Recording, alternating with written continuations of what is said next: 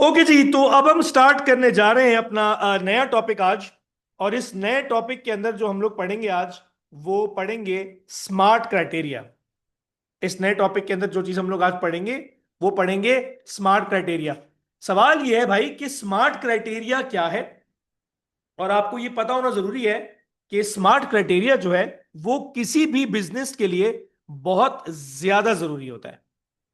I repeat, smart criteria जो है, वो किसी भी बिजनेस के लिए जो है, वो बहुत ज्यादा जरूरी होता है। अब स्मार्ट क्राइटेरिया क्या है, क्यों जरूरी है, इसकी जरा हम डिटेल्स में जाते हैं। सबसे पहले तो आपको मैं याद दिला दूं कि हम लोग का जो टॉपिक चल रहा है, वो चल रहा है बिजनेस ऑब्जेक्टिव्स के ऊपर। आई रिपीट, हम लोगों का जो टॉपिक चल रहा है, वो चल रहा है बिजनेस ऑब्जेक्टिव्स के ऊपर। तो इस बिजनेस ऑब्जेक्टिव्स के अंदर जो जो हम टॉपिक आज पढ़ने जा रहे हैं, this topic is basically smart criteria. इस स्मार्ट क्राइटेरिया का मतलब क्या है? एक चीज याद रखिए आप लोग, वो ये कि जितने भी बिजनेसेस हैं, आई रिपीट, जितने भी बिजनेसेस हैं, जब भी कभी कोई बिजनेस अपने वर्कर को, आई रिपीट, जितने भी बिजनेसेस हैं, जब भी कभी कोई बिजनेस अपने वर्कर को या अपने आप को या किसी डिपार्टमेंट को कोई ऑब्जेक्टिव देगा, आई रिपीट, जितने भी बिजनेसेस हैं, जब भी कभी कोई बिजनेस अपने आप को या अपने बिजनेस को या अपने किसी डिपार्टमेंट को कोई ऑब्जेक्टिव देगा, उसको स्मार्ट क्राइटेरिया फॉलो करना बहुत जरूरी है। सो फॉर एग्जाम्पल, आज पेप्सी, अगर मैं पेप्सी की एग्जांपल दूं आपको, आज अगर पेप्सी अपने लिए ऑब्जेक्टिव्स बनाता है और वो ऑब्जेक्टिव्स अपने इंप्लॉय को देता है, तो अगर वो ऑब्जेक्टिव स्मार्ट क्राइटेरिया के अकॉर्डिंगली है, तो वो ऑब्जेक्टिव्स ठीक है। और अगर वो स्मार्ट क्राइटेरिया के अकॉर्डिंगली ऑब्जेक्टिव्स नहीं बने हुए हैं, तो वो ऑब्जेक्टिव्स ठीक नहीं है। मेरी बात आप समझ आ रहे हैं? इसका मतलब जब भी कभी कोई भी कंपनी ऑब्जेक्टिव्स बनाएगी या देगी अपने आप को, अपने डिपार्टमेंट को, अपने एम्प्लॉयज को, अपनी मैनेजमेंट को, ऑब्जेक्टिव्स अगर देने हैं, तो ऑब्जेक्टिव स्मार्ट क्राइटेरिया के अकॉर्डिंगली देने हैं। ऑब्जेक्टिव अगर देने हैं तो स्मार्ट क्राइटेरिया के अकॉर्डिंगली देने हैं। बट द क्वेश्चन इज कि यार, ये स्मार्ट क्राइटेरिया आखिर है क्या, और स्मार्ट क्राइटेरिया के अकॉर्डिंगली ऑब्जेक्टिव देना जरूरी क्यों है? तो स्मार्ट क्राइटेरिया के अंदर जो आप देख सकते हो, SMART, स्मार्ट, जो 5 अल्फाबेट्स का जो ये वर्ड बन रहा है स्मार्ट, हर अल्फाबेट का एक मतलब है। हर अल्फाबेट का एक मतलब है। और मैं जो चीज आपको पढ़ाने जा रहा हूं आज, ये भी याद रखिए कि this topic smart criteria is not just important for AS level, but it is also very important for A2 level. मैंने पेपर 4 में क्वेश्चंस देखे हैं A2 के अंदर, कि कंपनी ने अपने लिए मार्केटिंग ऑब्जेक्टिव्स बनाए। अब बिजनेस एग्जामिनर कह रहे हैं वैल्यूएट करो कि जो कंपनी ने मार्केटिंग ऑब्जेक्टिव्स बनाए हैं, ये सही है या नहीं है। तो खैर, उसकी तो बहुत सारी डिटेल्स होती हैं, लेकिन एंड में कहीं ना कहीं मार्किंग स्कीम में एग्जामिनर ने लिखा होता है कि भाई ठीक है, आपने बहुत सारी चीजों के थ्रू इवैल्यूएट करना होगा कि बिजनेस ने जो मार्केटिंग ऑब्जेक्टिव्स बनाए हैं, वो सही थे या नहीं थे। वो तो बहुत सारी लंबी कहानी है, लेकिन कहीं ना कहीं मार्किंग स्कीम एग्जामिनर कहता है, A2 के अंदर मैं बात करूं, हालांकि AS का टॉपिक है, कि स्मार्ट क्राइटेरिया को भी टच करो अपने आंसर में, कहीं ना कहीं ये कनेक्ट करो, ये बताओ कि हाँ यार, स्मार्ट क्राइटेरिया के अकॉर्डिंगली अगर ऑब्जेक्टिव्स बने हैं तो ठीक है। तो इसका मतलब ये जो टॉपिक हम आज करने जा रहे हैं, ये क्वेश्चन, ये टॉपिक या ये कॉन्सेप्ट A2 में भी काफी बार आ चुका है, आ सकता है, आ चुका है और आएगा। ठीक है ना? वैसे तो A2 में कोई भी टॉप चीज एग्जामिनर कॉन्सेप्ट टेस्ट कर सकता है इस लेवल का, लेकिन फिर भी मैं आपको बता दूं। तो ये जो स्मार्ट क्राइटेरिया है, कोई भी कंपनी जब ऑब्जेक्टिव बनाएगी, सेट करेगी, आगे देगी, अगर स्मार्ट क्राइटेरिया के अकॉर्डिंगली ऑब्जेक्टिव है तो ठीक है, नहीं है तो बेकार है। अब सवाल ये है भाई कि स्मार्ट क्राइटेरिया है क्या? तो स्मार्ट क्राइटेरिया के अंदर जो सबसे पहली चीज एग्जामिनर कहता है, या सॉरी, जो ऑथर कहता है, वो कहता है कि अगर किसी भी कंपनी ने ऑब्जेक्टिव बनाए हैं, किसी भी कंपनी ने अगर ऑब्जेक्टिव बनाए हैं तो वो ऑब्जेक्टिव का स्मार्ट के अंदर सबसे पहले एस, एस का मतलब स्पेसिफिक होना बहुत जरूरी है। उस ऑब्जेक्टिव का स्पेसिफिक होना बहुत जरूरी है। अगर ऑब्जेक्टिव स्पेसिफिक नहीं है तो बेकार है। अगर ऑब्जेक्टिव स्पेसिफिक नहीं है तो बेकार है। अगर मैं आपको पढ़ के बताऊं तो लिखा है objective should focus on what the business does and should directly apply to the business. If the objectives are confused और does not match the overall existence of a business, ठीक है ना, it will create confusion in setting strategies. अब ये थोड़ा सा मुश्किल लग रहा होगा आपको पढ़ने समझने पे। मैं आपको एग्जाम्पल के साथ क्लियर कर देता हूं तो आपके लिए कॉन्सेप्ट को समझना बड़ा आसान हो जाएगा। Let's talk about two businesses. Number one, Bata, ठीक है, एंड नंबर टू पे हम बात करते हैं एक बहुत प्रीमियम ब्रांड की, विच इज एलवी। तो ये दो बिजनेसेस हैं, बाटा एंड एलवी। अब जरा इस बात को समझो। बाटा सस्ता चप्पल बेचता है, क्वांटिटी में बेचता है। इसका मतलब Bata runs behind MS. MS is market share. तो आपको याद होगा हमने लास्ट क्लास में जब टाइप्स ऑफ बिजनेस ऑब्जेक्टिव्स कर रहे थे, मैंने आपको बताया था मार्केट शेयर, तो पूरी डिटेल्ड कैलकुलेशन वगैरह सब बताई थी।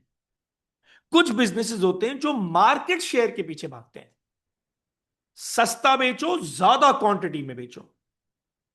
और कुछ businesses, LV, Gucci, Prada, these are most one of the most premium brands of the world, ये भागते हैं ब्रांड इमेज के पीछे। ये कहते हैं भाई हमें ज्यादा नहीं बेचना, कम बेचो लेकिन महंगा बेचो। बाटा अगर रोज के 1000 चप्पल बेचता है, फॉर एग्जाम्पल एक बात कर रहा हूं, तो एलवी, गुची, प्राडा रोज के 50 बेचेगी। फर्क है। बट एलवी का एक जूता 1 लाख रुपए, चप्पल 1 लाख रुपए का जा रहा होगा, वो बाटा जो है 500-500 के हिसाब से 1000 बेच रहा होगा। समझ आ रही है ना मेरी बात? बड़ा फर्क है, बहुत फर्क है, मेजर फर्क है दोनों के अंदर, ठीक है। अब ऑब्वियस सी बात है, अगर बाटा मार्केट शेयर के पीछे भागना चाहता है तो बाटा की स्ट्रेटेजी अलग होगी। एलवी अगर ब्रांड इमेज के पीछे भागना चाहता है तो एलवी की जो है वो स्ट्रेटेजी अलग होगी। एग्जामिनर कह रहा है या बुक ऑथर कह रही है कि भाई स्मार्ट क्राइटेरिया में जो पहला एस है, सबसे पहले ऑब्जेक्टिव का सबसे पहले ऑब्जेक्टिव का स्पेसिफिक होना बहुत जरूरी है। ऑब्जेक्टिव इतना क्लियर हो कि किसी किस्म की कोई कंफ्यूजन ना हो। आप पहले अपने दिमाग में क्लियर कर लो कि भाई मैं भाग किस चीज के पीछे रहा हूं।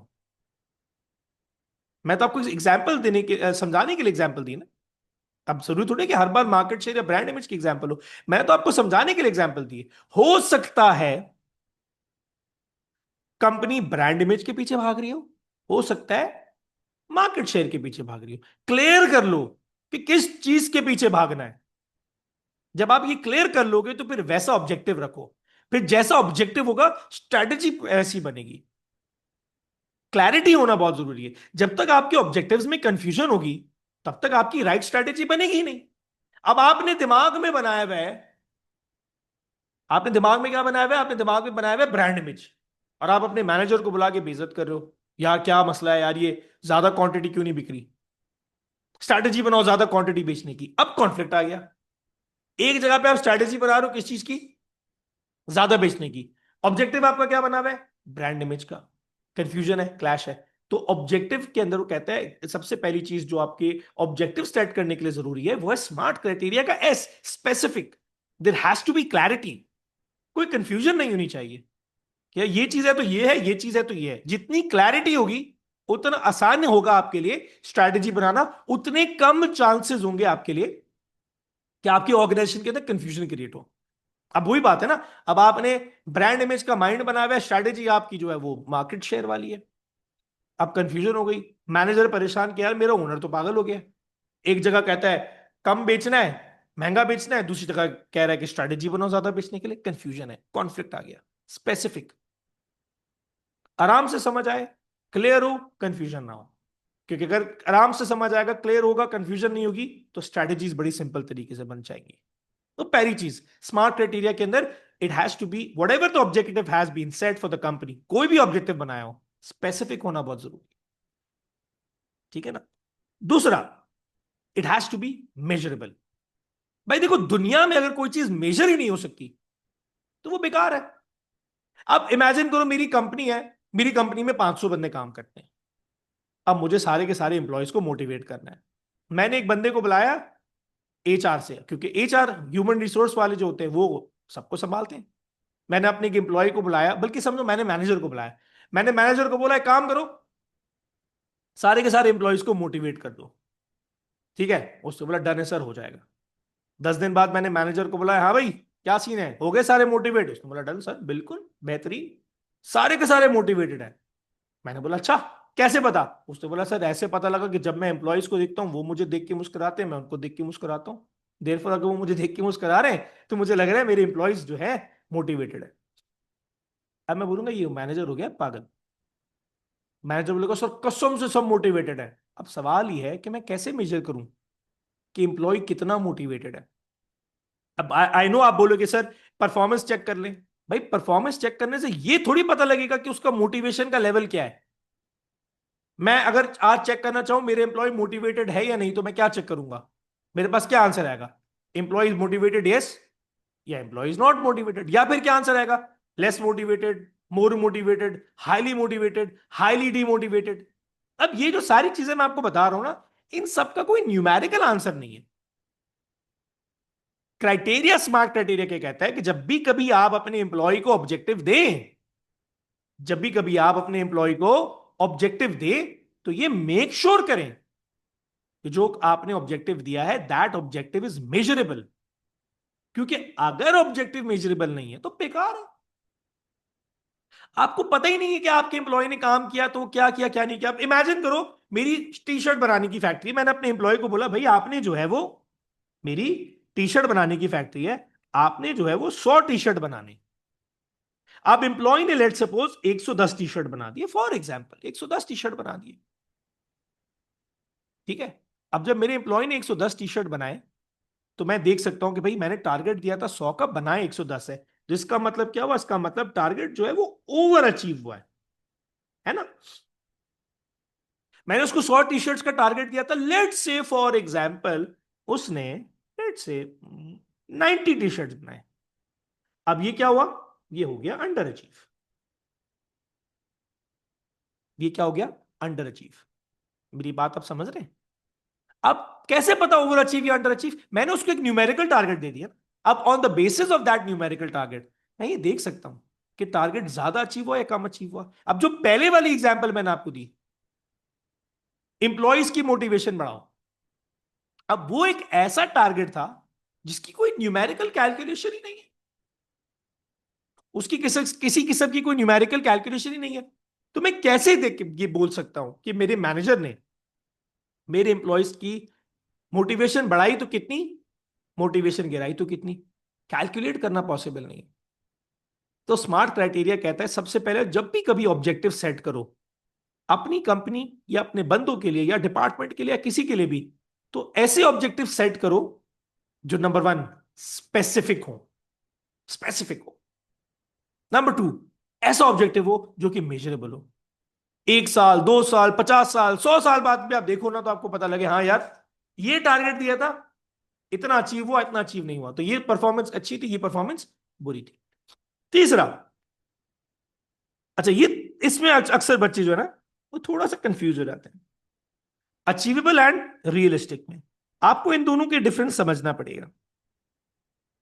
तो स्मार्ट क्राइटेरिया कहता है जब भी कभी ऑब्जेक्टिव दो अपने एम्प्लॉय को, जब भी कभी ऑब्जेक्टिव दो अपने एम्प्लॉय को, तो पहली चीज, पहली तो नहीं होती शायद, तीसरी, ऑब्जेक्टिव ऐसा दो जो कि अचीवेबल हो, नंबर वन। और ऑब्जेक्टिव ऐसा दो जो कि अचीवेबल के साथ साथ रियलिस्टिक भी हो, अचीवेबल के साथ साथ रियलिस्टिक भी हो। अब ये दो चीजें भी आपको समझनी पड़ेंगी कि अचीवेबल में और रियलिस्टिक में क्या फर्क है। पढ़ के देखते हैं। सबसे पहले अचीवेबल में क्या लिखा हुआ है? अचीवेबल में लिखा है setting objectives that are almost impossible in the time frame given will be pointless, they will demotivate the staff who have the task of trying to reach these targets। एक, मुझे पता है आपको समझ नहीं आया होगा, टेंशन नहीं लो, समझा रहा हूं। चौथा, it has to be realistic. अब रियलिस्टिक का क्या मतलब है? Objectives should be realistic when compared with the resources of the company and should be expressed in terms that are relevant to the people who have to carry out these objectives. Setting unrealistic objectives will just ruin the organization. अब मैं आपको थोड़ी सी चीजें बताता हूं समझने के लिए। एक चीज होती है अचीवेबल, एक चीज है रियलिस्टिक। ठीक है, इसको जरा समझने के लिए हम इसको थोड़ा सा उल्टा कर लेते हैं। इसको हम समझ लेते हैं नॉन अचीवेबल से, और इसको समझ लेते हैं हम लोग नॉन रियलिस्टिक से। एक चीज को हम लोग समझ लेते हैं नॉन अचीवेबल से, और एक चीज को हम लोग समझ लेते हैं नॉन रियलिस्टिक से। ये देखो भाई, अगर मैं इस डेफिनेशन पे वापस आऊं जो अचीवेबल वाले उसके अंदर लिखी थी, वो लिखा था setting objectives that are almost impossible to achieve in the given time frame. Non achievable का मतलब है एक ऐसा टारगेट जिसको अचीव करना काफी हद तक पॉसिबल नहीं है, काफी हद तक पॉसिबल नहीं है, क्योंकि उसके साथ जो टाइम फ्रेम दिया गया है वो टाइम फ्रेम सही नहीं है। जैसे कि मैंने अपने एम्प्लॉय को बोला, लेट से मेरा एम्प्लॉय जो है वो एक दिन में पर डे लेट से 10 टी शर्ट्स बनाता है। ठीक है ना, एक दिन में कितने टी शर्ट्स बनाता है? 10। तो इसका मतलब वो 10 दिन में, इन 10 डेज, वो कितने टी शर्ट्स बनाएगा? 100, है ना? So if my employ makes one in a day 10 T shirts, एक दिन में 10 टी शर्ट बनाता है, तो 10 दिन में 100 टी शर्ट बनाएगा। सिंपल सी बात है।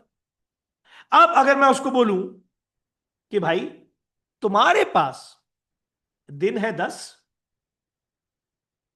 लेकिन तुम्हारा जो टारगेट है वो है 200 टी शर्ट।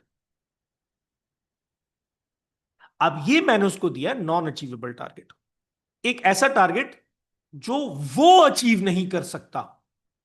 हो सकता है कोई ऐसा बंदा हो सकता है कोई ऐसा बंदा हो इसी कंपनी के अंदर जो रोज के 20 टी शर्ट बनाता हो सकता है वो बहुत एक्सीलेंट एम्प्लॉय हो, वो कर सकता है, ये बंदा नहीं कर सकता।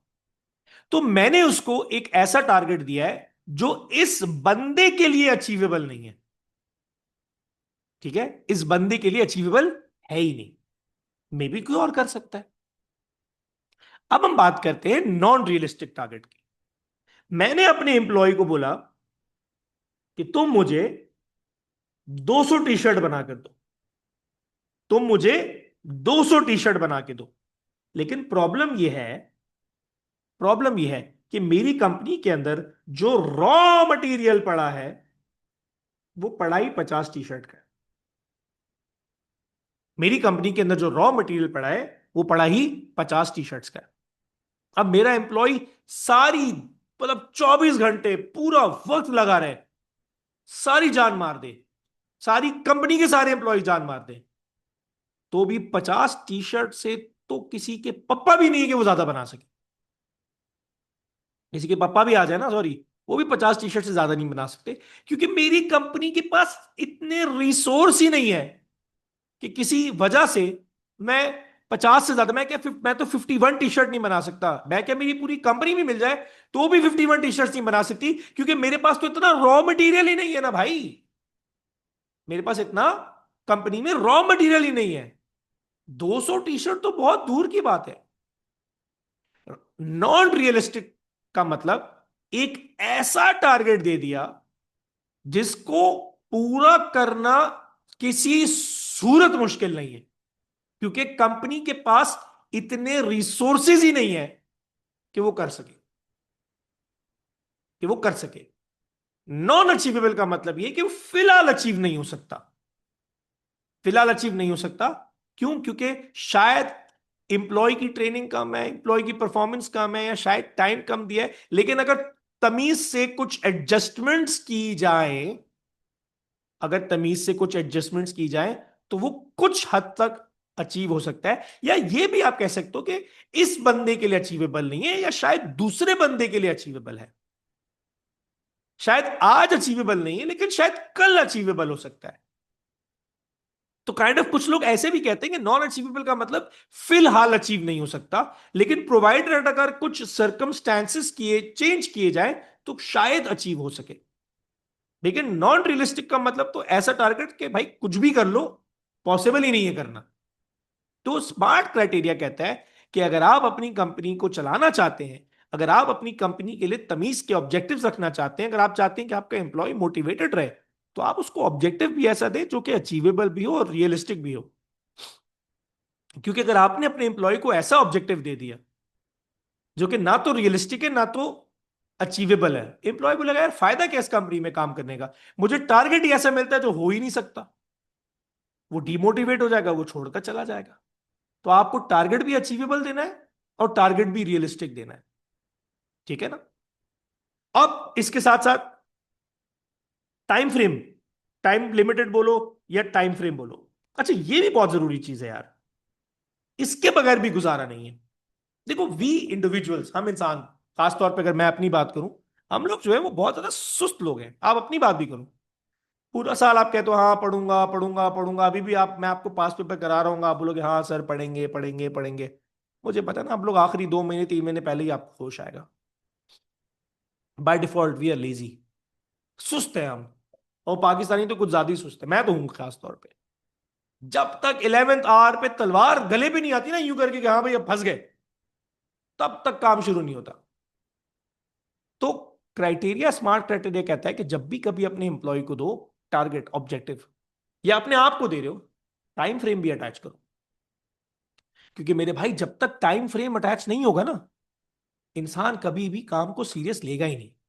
आपने अपनी कंपनी पे बंदा रखा, आपने बंदे को बोला भाई मुझे 100 टी शर्ट्स बना के दो, उसने बोला डन है सर हो जाएगा। 2 महीने बाद आपको मिला हाँ भाई माल कंप्लीट हो गया, बोले नहीं सर शुरू ही नहीं किया। आप बोलोगे पागल आदमी है भाई, 200 टी शर्ट बनाने का ऑब्जेक्टिव दिया था, उसने बोला सर एम्प्लॉय कह रहा है आपको, जी सर आप ओनर है आपने दिया था मुझे बिल्कुल याद है, लेकिन आपने ये बताया ही नहीं कि कब बनाना है। आप बोलोगे भाई 10 दिन बाद डिलीवरी है, बोला सर ये तो आपने गलत किया, अगर 10 दिन बाद डिलीवरी आपको बताना तो चाहिए था कि मुझे 2 महीने के अंदर अंदर या 2.5 महीने के अंदर अंदर जो है ये 200 टी शर्ट बनाने, कंप्लीट करने। वाइस वर्सा भी हो सकता है, आपने अपने एम्प्लॉय को बोला 200 टी शर्ट्स बनाने, एम्प्लॉय ने दिन रात एक कर दी, न खा रहा है न पी रहा है, दबा के काम कर रहा है, 2 महीने में उसने 200 टी शर्ट्स बना दिए। एक दिन आपको मिला, बोला सर बड़ा बीमार हो गया हूं, बहुत मेहनत कर रहा हूं, आपके जान मार के 200 टी शर्ट बना दिए। आप बोलो कि कौन से 200 टी शर्ट, जो मैंने टारगेट दिया था? आपने बोला हाँ। वो एम्प्लॉय ने बोला हाँ, आपने बोला पागल आदमी, अभी थोड़ी बनाने, वो तो 6 महीने बाद भेजने थे, वो तो 6 महीने का टारगेट था। अब आप बताओ एम्प्लॉय आपको चप्पल नहीं मारेगा, बोलेगा पागल है मेरा ओनर, इतनी एक्स्ट्रा मेहनत करवा दी, सब कुछ करवा दिया, और अब कहता नहीं ये तो 6 महीने बाद होगा। उल्टा आपने बोला ये तो तुमने जल्दी बना दिए, ये तो 3 महीने 4 महीने तक पड़े पड़े खराब हो जाएंगे, कैंसिल, 4 महीने बाद वापस बनाओ। बोलेगा सर मेरी गुनाह की तौबा, मैं आपकी कंपनी छोड़ के जा रहा हूं। कभी भी टारगेट दो ना, साथ में टाइम भी लगाओ, कितने टाइम के अंदर अंदर चाहिए, ताकि एम्प्लॉय को पता हो कि उसकी मैक्स लिमिट क्या है, ताकि उसको पता हो कि कब, क्योंकि देखो हर इंसान को पता हो, अपनी कैपेसिटी का अंदाजा है कि मैं कब शुरू करूंगा तो कब तक खत्म हो जाएगा। ठीक है ना। तो मैक्स कैपेसिटी का आइडिया होता है। तो जब आप टाइम फ्रेम अटैच करोगे ना, तो एम्प्लॉय को पता होगा मैंने कब शुरू करना और कब तक मैं काम कंप्लीट कर लूंगा। और जाहिर सी बात है जब टाइम फ्रेम अटैच होगा तो इट इज ऑब्वियस कि यार there will be very little chances of mistakes happening. तो स्मार्ट क्राइटेरिया ये कहता है कि जब भी कभी आप अपनी कंपनी के लिए ऑब्जेक्टिव बनाएं, जब भी कभी आप अपनी कंपनी के लिए ऑब्जेक्टिव बनाएं, it is very important that you follow the smart criteria. क्योंकि अगर आपने स्मार्ट क्राइटेरिया को फॉलो नहीं किया ना बॉस, तो ऑब्जेक्टिव बेकार है। बगैर स्मार्ट क्राइटेरिया के अगर आपने ऑब्जेक्टिव बना दिए या डिसाइड कर लिए, या एम्प्लॉय को दे दिए या मैनेजर को दे दिया या टीम को दे दिया या डिपार्टमेंट को दे दिए, बेकार है। स्मार्ट क्राइटेरिया के बगैर ऑब्जेक्टिव बनाना बेवकूफी है।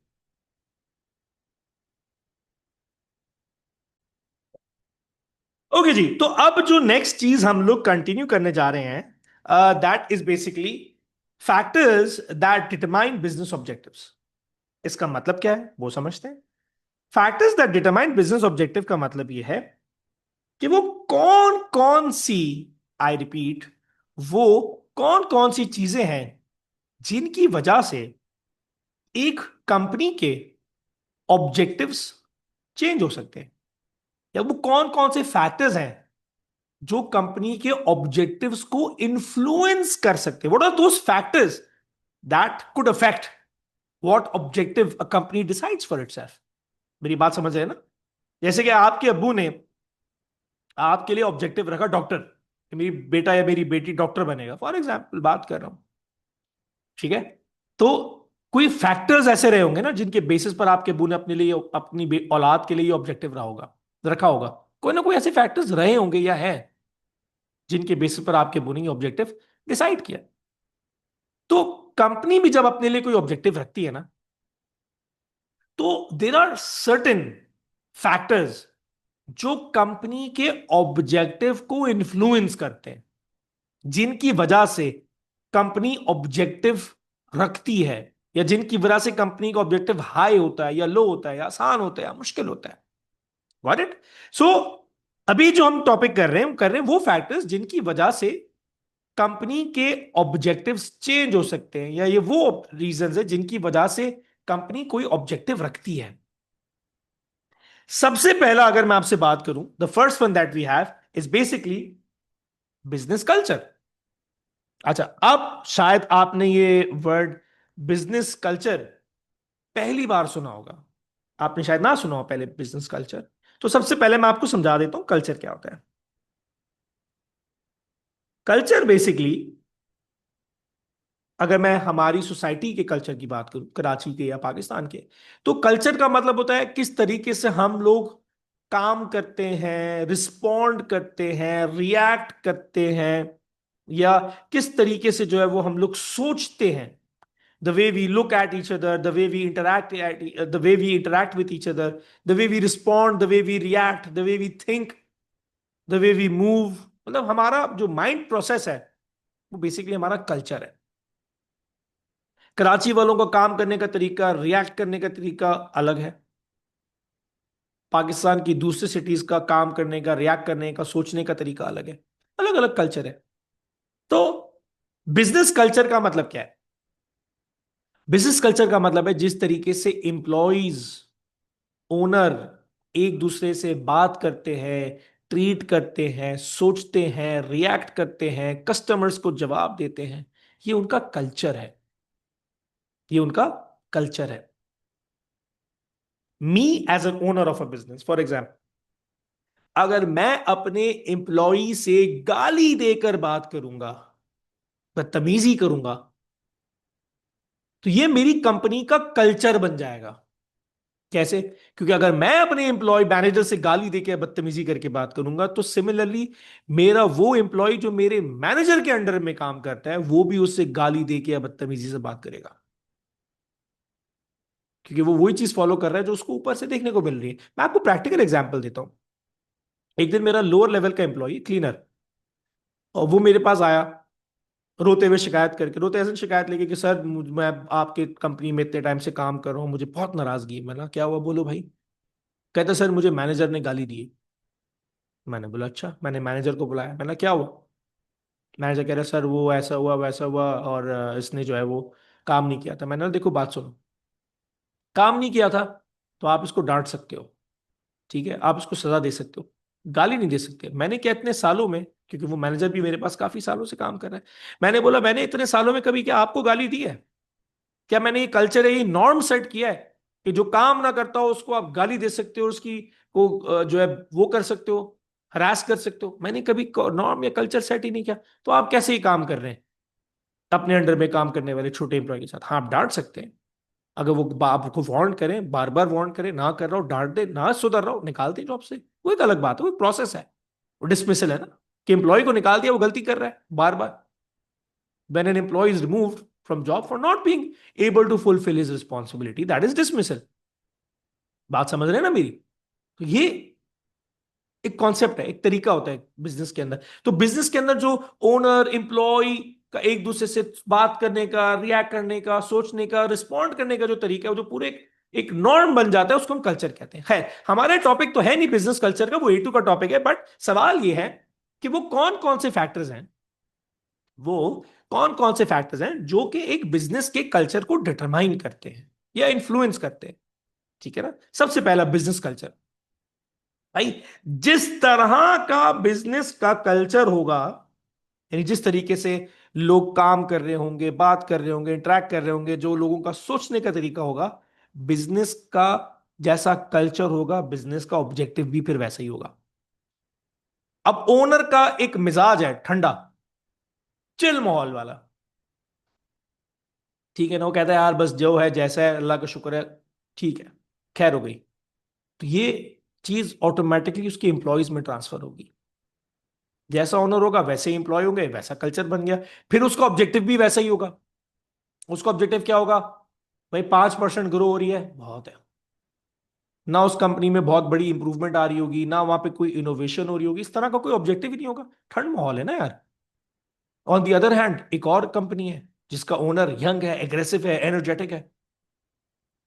वो कहता है रिस्क लो, कोई बात नहीं। तो वहां पर एक कल्चर डेवलप हो गया कि भाई कुछ भी करना है, रिस्क लेना है, कंपनी को ग्रो कराना है। तो उसका ऑब्जेक्टिव भी फिर वैसा ही होगा, इंप्रूवमेंट, इनोवेशन। ठीक है ना। वो बोल रहा होगा भाई मुझे 5% सेल्स की ग्रोथ नहीं चाहिए, मुझे है 25% सेल्स की ग्रोथ चाहिए।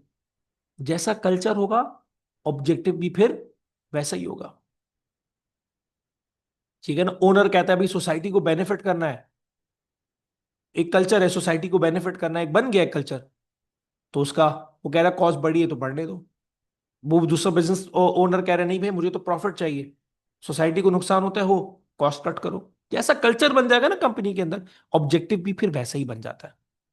उसके साथ the size and legal form of the business, ये तो बहुत आसान है। जैसा बिजनेस का साइज होगा, ऑब्जेक्टिव भी वैसा ही होगा, सीधी सी बात है भाई। अगर बिजनेस का साइज छोटा है, मैं लिख भी देता हूं यहां पर, if a business is small, अगर स्मॉल बिजनेस होगा भाई, तो उसका ऑब्जेक्टिव क्या होगा? प्रॉबेबली उसका ऑब्जेक्टिव होगा ग्रोथ, है ना। क्योंकि स्मॉल बिजनेस का ऑब्जेक्टिव क्या होता है? उसको ग्रो करना है। लार्ज बिजनेस है, वो तो ऑलरेडी ग्रो कर चुका है, उसका ऑब्जेक्टिव क्या हो सकता है? उसका हो सकता है प्रॉबेबली मार्केट शेयर हो, ठीक है, या फिर उसका हो सकता है ब्रांड इमेज हो, है ना। अब आप इमेजिन करो, आपको एक छोटा सा बिजनेस नजर आया, उसको बोलो भाई तुम्हारा ऑब्जेक्टिव क्या है? कह रहे मेरा ऑब्जेक्टिव है मार्केट शेयर। आप उसको बोलोगे भाई अल्लाह को मान, तू स्मॉल बिजनेस है भाई, पहले ग्रो तो कर ले, अपने आप को सेटल तो कर ले, स्टेबल तो कर ले, जब ये चीजें हो जाए फिर जाना मार्केट शेयर के पीछे। अभी तो तुम बहुत छोटे बिजनेस हो ना, अभी कहाँ मार्केट शेयर के पीछे भाग रहे हो? मार्केट शेयर का मतलब तो आप बड़ी बड़ी कंपनी से कंपीट कर रहे हो, आप पूरी मार्केट को अपने कंट्रोल में लेने की कोशिश कर रहे हो। वो तो बहुत बात का स्टेज है यार, उस लेवल तक पहुंचो तो सही। उस लेवल तक अपनी टेक्नोलॉजी, अपनी इनोवेशन, अपनी एम्प्लॉयज, अपना सिस्टम, अपना स्ट्रक्चर, अपनी पॉलिसीज लेकर तो जाओ, वहां तक जाओगे, लेकिन एक लेवल तो पहुंचो फिर मार्केट शेयर की बात करो। तो उस छोटे बिजनेस का क्या टारगेट ऑब्जेक्टिव हो सकता है? ग्रोथ। और मे भी हो सकता है छोटा बिजनेस वो है जो नया नया खुला है, अभी नया नया खुला है, न्यू बिजनेस है, प्रॉबली सर्वाइवल, ये भी हो सकता है। लार्ज बिजनेस जो है उसका हो सकता है भाई market share, brand image. Size of the business से मेरा मतलब ये था। लीगल स्ट्रक्चर का भी आप मोरलेस अब इसी तरह का मतलब निकाल सकते हैं। सोल ट्रेडर बिजनेस है, पार्टनरशिप बिजनेस है, तो मे बी स्मॉल है, तो अलग ऑब्जेक्टिव्स होंगे। प्राइवेट लिमिटेड है या पब्लिक लिमिटेड है, तो प्रोबेबली लार्ज बिजनेस है। पब्लिक लिमिटेड तो खैर होती है large business, very large scale businesses होते हैं। तो अगर पब्लिक लिमिटेड कंपनी है तो लार्ज स्केल पे काम कर रही है, तो लार्ज स्केल पे है तो ऑब्वियस सी बात है फिर उसका ऑब्जेक्टिव वैसा ही होगा compare to a sole trader business जो स्मॉल बिजनेस है। तो ये कुछ फैक्टर्स हैं जो एक बिजनेस के ऑब्जेक्टिव्स को जो है वो इन्फ्लुएंस करते हैं। And then third, public sector और प्राइवेट सेक्टर। ये भी डिपेंड करेगा कि बिजनेस जो है वो प्राइवेट सेक्टर है या पब्लिक सेक्टर है। क्योंकि अगर प्राइवेट सेक्टर है तो उसका ऑब्जेक्टिव होगा प्रॉफिट, प्रॉफिट मैक्सिमाइजेशन, ग्रोथ, है ना, मार्केट शेयर, ब्रांड इमेज। खैर प्रॉफिट मैक्सिमाइजेशन ग्रोथ मोरलेस वही हो गया। Brand image, innovation, reduction in efficiency और इंक्रीज इन एफिशिएंसी, है ना। क्यों? क्योंकि जो प्राइवेट सेक्टर बिजनेस है वो तो भाग रहा है किस चीज के पीछे? प्रॉफिट के पीछे। ऑन दी अदर हैंड, अगर एक पब्लिक सेक्टर बिजनेस हो, पब्लिक सेक्टर बिजनेसेस कौन से होते हैं? Which are under the control and ownership of the government. Public sector business क्यों खोलता है? गवर्नमेंट खोलती है लोगों को बेनिफिट देने के लिए। पब्लिक सेक्टर बिजनेस क्यों खुलता है? लोगों को बेनिफिट देने के लिए। तो भाई अगर पब्लिक सेक्टर बिजनेस खोला है तो लोगों को बेनिफिट देने के लिए खोला है, तो उसका तो ऑब्जेक्टिव ही अलग होगा। वो बोलेगा सस्ता बेचो, लॉस में बेचो, कॉस्ट टू कॉस्ट बेचो, एफिशिएंसी गई भाड़ में, लोगों को फायदा होता रहे, चलता रहे बिजनेस, सोसाइटी को बेनिफिट होता रहे। उसका सोचने और काम करने का तरीका अलग होगा। प्राइवेट सेक्टर के सोचने और काम करने का तरीका अलग होगा। यही बात आपको समझ आ रहा हूं मैं, कि वो कौन कौन से फैक्टर्स हैं जिनकी वजह से एक बिजनेस के ऑब्जेक्टिव्स चेंज होते हैं, डिफर करते हैं, इन्फ्लुएंस करते हैं बिजनेस के ऑब्जेक्टिव्स को। ठीक है ना? तो रीजन क्या है? Private sector and public sector. उसके बाद फोर्थ, बिजनेस कितना पुराना है, यह बहुत मैटर करता है। अब आपको याद होगा हमने पिछले दिनों में टॉपिक किया था सम बिजनेस ऑब्जेक्टिव्स। तो यह भी डिपेंड करता है कि बिजनेस कितना पुराना है। क्योंकि अगर बिजनेस बहुत नया नया है तो उसका ऑब्जेक्टिव क्या होगा? सर्वाइवल। है ना? हमने पढ़ा था नए बिजनेसेस का ऑब्जेक्टिव होता है सर्वाइवल। तो बिजनेस नया नया है तो सर्वाइवल का ऑब्जेक्टिव होगा। या शायद थोड़ा पुराना है तो प्रॉफिट होगा, या प्रॉफिट मैक्सिमाइजेशन होगा। अब आप मुझे बताओ, एक बिजनेस जो 20 साल से चल रहा है, उसका ऑब्जेक्टिव प्रॉफिट थोड़ी होगा। वो तो ऑलरेडी प्रॉफिट कर रहा है ना यार, तभी तो 20 साल से चल रहा है। अगर प्रॉफिट ना कर रहा होता तो 20 साल से कैसे चलता? तो जो 20 साल से बिजनेस ऑलरेडी चल रहा है उसका क्या ऑब्जेक्टिव होगा?